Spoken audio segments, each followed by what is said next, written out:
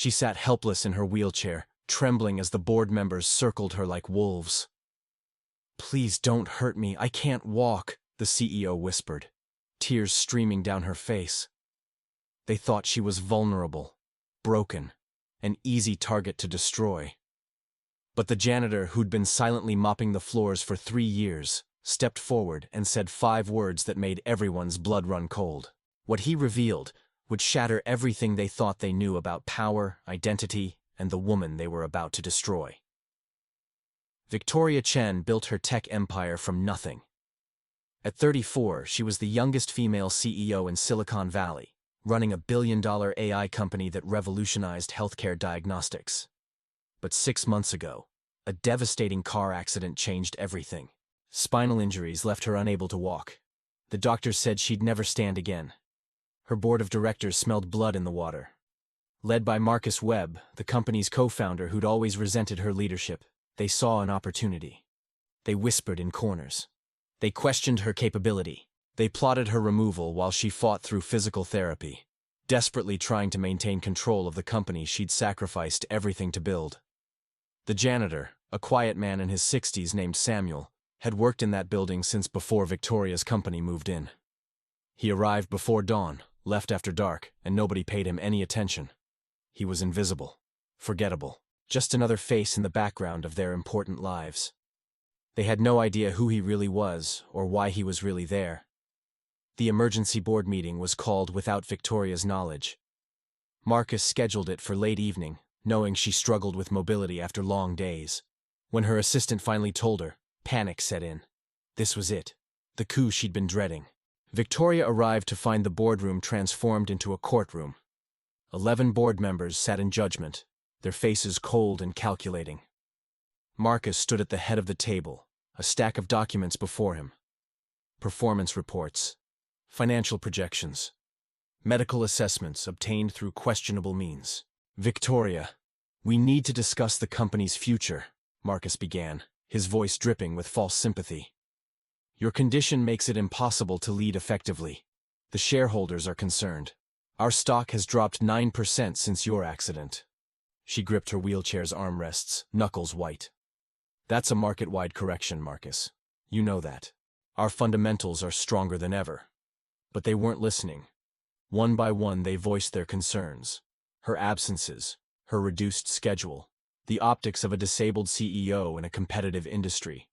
Each word was a knife, carefully placed to cut deep. They were building a case, constructing a narrative where removing her wasn't cruel. It was necessary. "We're proposing a transition," Marcus announced. "You'll retain a ceremonial position, but operational control transfers to new leadership.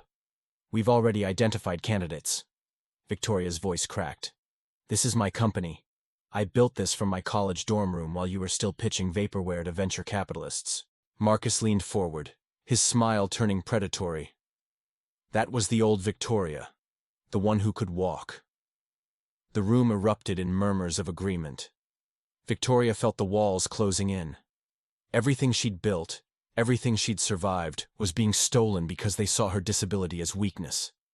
Tears spilled down her cheeks. "Please, don't hurt me. I can't walk, but I can still lead. Don't take this from me." That's when Samuel stopped mopping. He'd been in the corner, as always, invisible and ignored. But now he set down his mop, walked to the conference table, and pulled out a chair. The casual confidence in his movements silenced the room. "Who the hell are you?" Marcus demanded. Samuel smiled, reaching into his maintenance uniform. He pulled out a phone and placed it on the table. "Samuel Morrison, former CEO of Morrison Technologies, and I'm the majority shareholder of this company." The room froze. Morrison Technologies had been acquired by Victoria's company 2 years ago in a $3 billion deal. The founder had insisted on remaining anonymous, his shares held through a complex trust structure. Nobody knew his identity. Samuel pressed play on his phone. The board members' voices filled the room, recorded conversations from the past 3 months, plans to oust Victoria, discussions of artificially manipulating stock prices, evidence of Marcus accepting bribes from competitors to sabotage product launches. Everything. Every conspiracy. Every betrayal. all documented while they ignored the janitor in the corner. "I came here to observe," Samuel said quietly. "After my wife's stroke left her disabled, I watched our board treat her the same way. Like her mind stopped working because her body changed. I sold my company to Victoria because she valued innovation over image. I invested in her vision, and then I watched to see if she'd stay true to it when things got hard." He looked at Victoria. She did.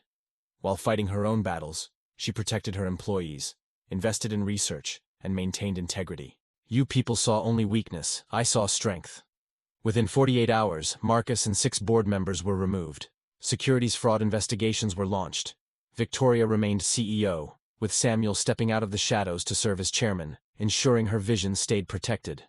The company didn't just survive, it flourished. Victoria became an advocate for disabled professionals, proving that leadership isn't measured in steps taken, but in impact made. Sometimes the most powerful person in the room is the one everyone ignores. And sometimes, the greatest strength is revealed not when we're standing tall, but when we're fighting from our knees. What would you do if the person you underestimated held your entire future in their hands?